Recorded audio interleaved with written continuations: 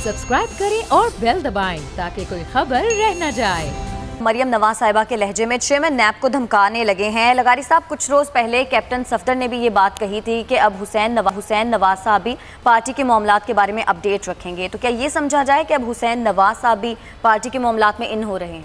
अभी तो यही लग रहा है, बज़ाहिर तो नज़र यही आ रहा है। वो कहते हैं अदालती ज़ुबान में बादियो नज़र में, तो बादियो नज़र में तो यही है कि हुसैन नवाज ने ट्वीट करना शुरू कर दिया है, इसलिए कि अब ट्वीट के एतबार के लिए नाम के साथ नवाज़ होना ज़रूरी है, चाहे वो नवाज़ शरीफ हो, मरियम नवाज़ हो, हुसैन नवाज़ हो या हसन नवाज़ हो, और बच्ची हैं उसके बाद जो है अस्मा नवाज़ हो, जो भी हूँ, नवाज़ साथ में होना ज़रूरी है। और उससे जो फॉलोइंग है वो उनका एतबार और वो बढ़ता है। शरीफ में शाबाश शरीफ है, फिर और शरीफ, फिर और शरीफ, तो लोग डगमगा ना जाएं कहीं। अच्छा।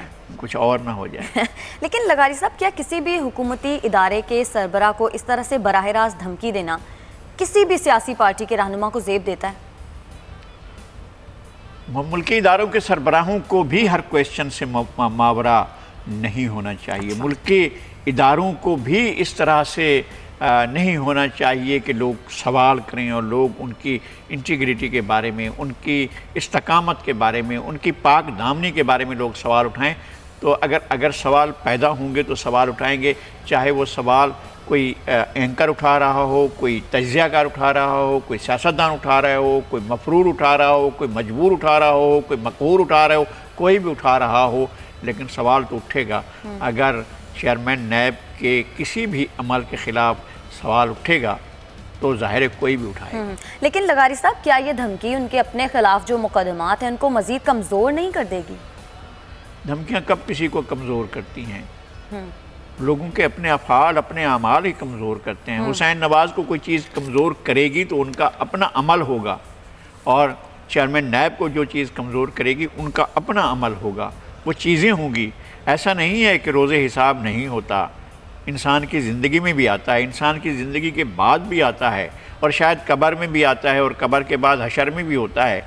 लेकिन ज़िंदगी में भी चीज़ें सामने आती हैं, और बहुत सी चीज़ें बहुत से लोगों के सामने आई हैं, और चेयरमैन नैब भी इससे मुबर्रा नहीं है, इससे मावरा नहीं है। लेकिन लगाई साहब, क्या लगता है हुसैन नवाज साहब पाकिस्तान वापस आएंगे? अगर उन्होंने पार्टी के मामलात के बारे में सिर्फ अपडेट ही रखनी है तो फिर तो वो वहाँ पर बैठ के भी अपडेट रख सकते हैं।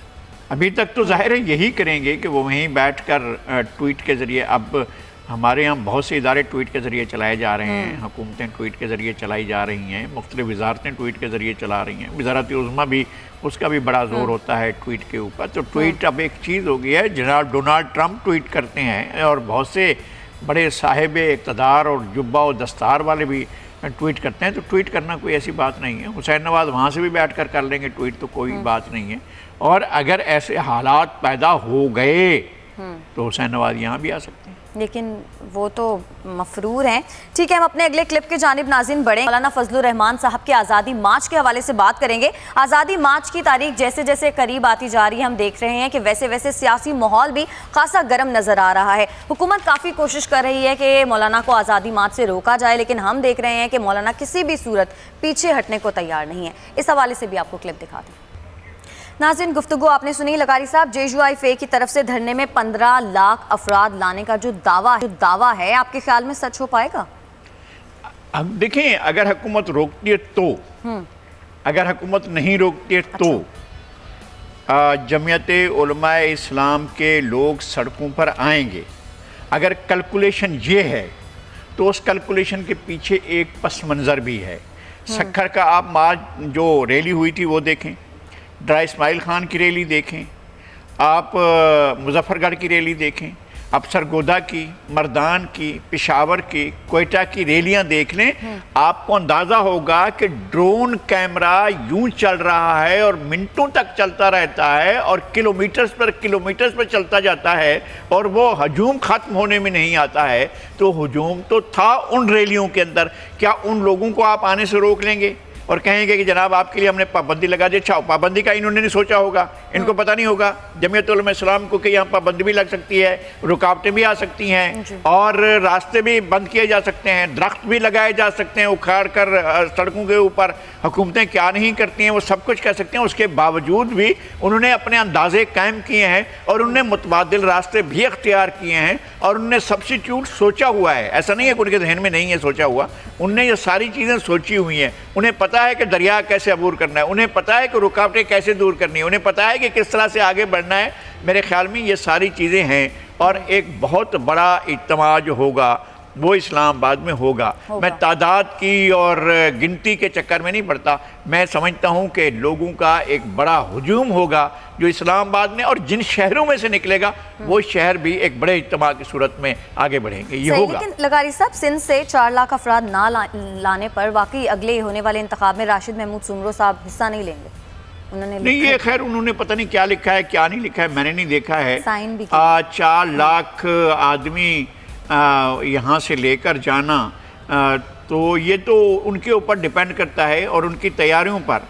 मुझे ये पता है राशिद महमूद सुमरो साहब और कारी उस्मान साहब जो थोड़ी देर में हमें ज्वाइन करेंगे, उन्होंने वो गए हैं, वो छोटे छोटे शहरों में गए, बड़े बड़े शहरों में गए और उन्हें जहाँ भी गए, मैं समझता था कि यहाँ इस शहर में तो 500 से बड़ा इज्तिमा हो ही नहीं सकता, लेकिन हज़ारों का इज्तिमा हुआ।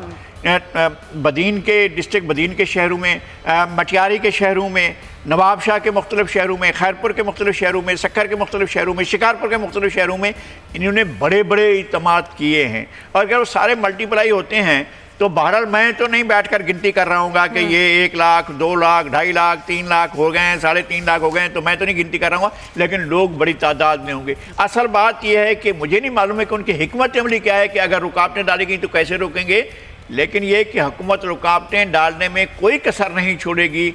अब आगे इनकी हिकमत अमली क्या होगी कि किस तरह से पहुँचते हैं, या अगर फौरी तौर पर हिकमत अमली तब्दील की जाती है तो हुकूमत ने तो शायद उसका सोचा भी नहीं होगा कि तमाम शहरों के अंदर अगर एक इस्लामाबाद के बजाय 50 शहरों में धरने हो गए तो फिर या 100 शहरों में धरने हो गए और सब कुछ स्टिल हो गया, बंद हो गया, तो फिर क्या होगा? लेकिन लगारी साहब, क्या मुस्लिम लीग नून की शिरकत मौलाना के धरने को और ज़्यादा वुसअत देगी? क्योंकि इस क्लिप में उन्होंने ये भी कहा है कि फिर तो तादाद डबल हो जाएगी।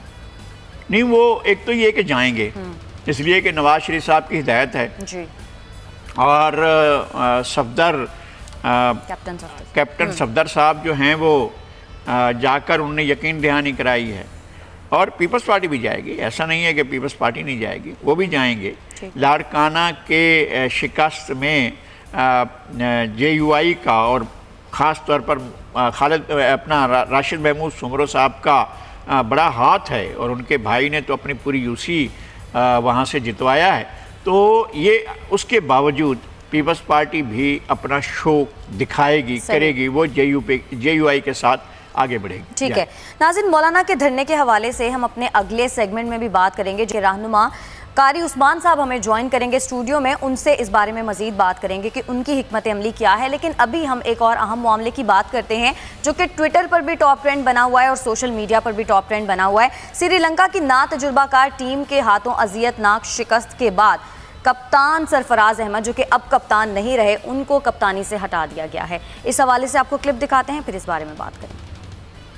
सोशल मीडिया पर भी लोगों के यही तासुरात हैं कि PCB का ये फैसला समझ से बालातर है। लगारी साहब, चेयरमैन PCB एहसान मानी साहब जब खुद ये बात मान चुके थे कि कप्तान सरफराज अहमद की कप्तानी अच्छी थी, तो फिर अचानक इस तब्दीली की वजह क्या बनी? मेरे ख्याल है कि जब वर्ल्ड कप हो रहा था, जब आपने आखिरी बार जी एक सीनियर खिलाड़ी को हटाया और उस वक्त से जाहिर हो गया था कि टीम के अंदर सियासत हो रही है, और टीम के अंदर सियासत अंदर से नहीं हो रही है, बाहर से हो रही है, और बाहर से सियासत होती रहती है और पहले भी होती रही है। और इमरान खान के दौर में जो क्रिकेट को अच्छा कर सकते थे, उनके दौर में सियासत अरूज पर पहुंची है। उसका नतीजा ये निकला है कि सरफराज अहमद जैसे कप्तान को हटा दिया गया। सरफराज की इंटीग्रिटी, सरफराज का खेलना, सरफराज का खेल की जो एक बड़ी कमिटमेंट है, वो उससे कोई इनकार नहीं कर सकता। और सरफराज जो जिस तरह से निकल कर आए हैं, यानी कि बिल्कुल ग्राउंड से ऐसे और लोअर लेवल से खेलते हुए जिस तरह से वो गए हैं, वो उनका ही बड़ा काम था। और आज़म खान जो हमारे क्रिकेट के बाबा आज़म हैं आजकल कराची के अंदर भी, और क्वेटा ग्लैडिएटर के मैनेजर हैं, उनको हमेशा फ़ख्र रहा है सरफराज के ऊपर। और आज़म तो खान ने एक मांझा भी था, इनको ऐसे बना दिया था कि जैसे वो उनके लिए एक हीरे की हैसियत रखते थे। उनके साथ ठीक नहीं हुआ, वो सियासत की नज़र हुए हैं और सियासत के नज़र होकर उन्हें जो है हटाया गया है। आगे चलकर इसके क्या नतीजे निकलेंगे, मैं कहता हूँ 2 बड़े खिलाड़ियों को इन्होंने सेलेक्टर्स ने ज़ाय करने की कोशिश की है, दोनों को, बाबर आज़म को भी और अज़हर को भी। अज़हर एक बहुत अच्छे खिलाड़ी हैं और दोनों बहुत अच्छे खिलाड़ी हैं, कोई इनमें कोई यानी आप सवाल ही नहीं उठा सकते। लेकिन जब आप उनको सियासत के ग्राउंड में ले जाएंगे, कप्तानी एक ऐसा अमल है जो बाहर के असरात से मुतासिर होता है, और अगर बाहर के असरात इस पर होंगे और दोनों खिलाड़ी जो अपने खेल पर तवज्जो देते हैं और चीज़ों पर तवज्जो देंगे, तो फिर शायद उनका खेल भी मुतासिर हो। लगारी साहब, अपने सिलेक्टर्स की बात की है, तो सिलेक्टर्स को क्या इनकी कोई बात बुरी लगी होगी या फिर कोई और वजूहात बनी होंगी? नहीं, वजूहात फिर बाद में सामने आएंगी। अच्छा। जब बकाए निगार जानेंगे, जब बड़े बड़े खबरों की टोह लगाने वाले जाएंगे, जब हमारे बाखरी साहब जाएंगे और जाकर खबर निकाल कर लाएंगे कि ये सबब था जिसकी वजह से जो है इनको निकाला गया। एक वसीम बाकरी हमारे भी हैं जो जाकर ऐसी खबरें निकाल कर लाते हैं, वो निकाल कर लाएंगे कि जनाब कप्तान के ऊपर नज़ला किसका गिरा, क्यों गिरा, किस लिए गिरा, वो सारी चीज़ें सामने आएंगी। अच्छा लगारी साहब, अगले साल T20 वर्ल्ड कप भी है और 1 साल से भी कम टाइम रह गया है। दुनिया जहान की जो क्रिकेट टीम्स हैं वो इस वक्त प्रैक्टिस कर रही हैं और हमारे यहाँ कप्तान तब्दील हो रहा है, तो इसका क्या असर पड़ेगा अगले? मेरे ख्याल में ये है एक अफसोसनाक और तकलीफ दह बात है। टीमें मंझ रही हैं, टीमें बड़ी टीमें बन रही हैं और क्रिकेट जो है तब्दील शुदा चीज़ है। हम नए सांचे को पुराने ढांचे में या पुराने ढांचे में नए सांचे को रख रहे हैं, तो चीज़ें रख नहीं पाएंगे हम लोग। और हमें चाहिए है कि हम टीम को एक बेहतर उसके साथ हिकमत अमली का साथ लेकर आगे चलें। इस तरह से चीज़ें नहीं होती हैं। मुझे अफसोस हो रहा है कि बड़े खिलाड़ी जो हैं हमारे, उनको आप सियासत के मैदान में, यानी क्रिकेट की सियासत के मैदान में, वैसे सियासत का मैदान बहुत अच्छा है और उसको तो हमेशा मैं पसंद करता हूँ कि सियासी मैदान में बाहर के मुदाखलत नहीं होनी चाहिए और क्रिकेट की सियासत में भी बाहर की मुदाखलत नहीं होनी चाहिए। क्रिकेट में तो सियासत होती ही मुदाखलत से है, और जब मुदाखलत आएगी तो सियासत हो जाएगी, सियासत होगी तो फिर क्रिकेट ख़राब होगी और ख़राब होगी तो क्रिकेट उसके नताइज बुरे निकलेंगे। और मुझे अज़हर और आज़म की कारकर्दगी के बारे में बहुत परेशानी है कि इतने सीनियर, इतने मंझे हुए, इतने ज़बरदस्त किस्म के जो हमारे खिलाड़ी हैं, कहीं उनकी कारकर्दगी मुतासिर ना हो। ठीक है, सब्सक्राइब करें और बेल दबाएं ताकि कोई खबर रह न जाए।